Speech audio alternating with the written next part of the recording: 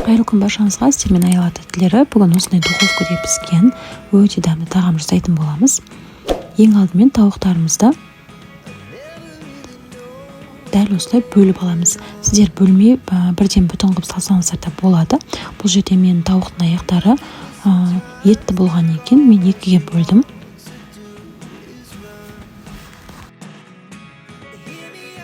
Жеті-сегіз картопты дәл осылай өте қалың етпей жұқалау етіп тұрап аламыз.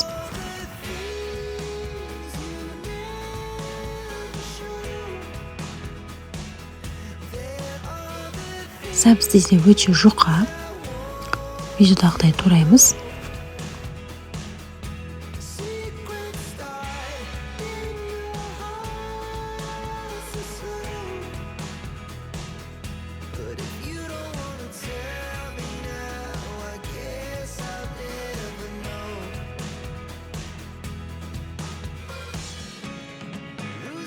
Барлық көкөністеріміз салып болғаннан кейін үстіне тұз және де осындай приправа, тауыққа арналған приправамыз саламыз.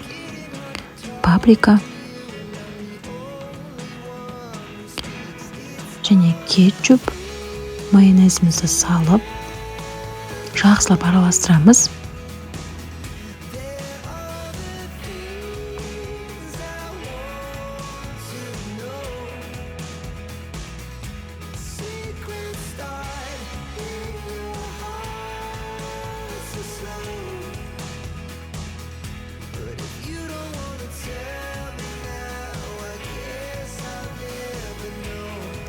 Араластырып болғаннан кейін осылай пищевой пленкамен бетін жауып 30 минутқа маринадтап қоямыз.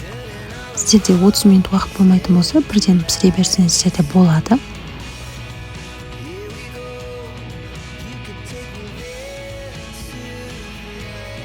Міне достар, 30 минут уақыт өтті. Оны байқасаңыздар, өзінің суы шығып, сочный болады. Мен осындай үлкендеу форма қолдандым. Үстіне 1-2 ас қасық майымызды құйып,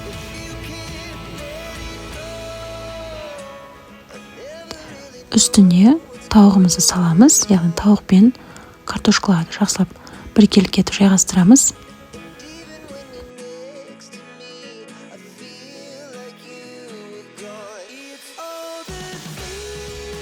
Бетін міндетті түрде фольгамен жабамыз. Ешқандай жері ашық қалмауы қажет. Жақсылап жауып 180 градуста 60 минуттай пісіріп аламыз. Мен достар, біздің өте дәмді тағамыз дайын болды. Міндетті түрде жасап көріңіздер. Видео ұнаса, менің каналыма тіркеліп, лайк, комментарий қалдыруды ұмытпаңыздар.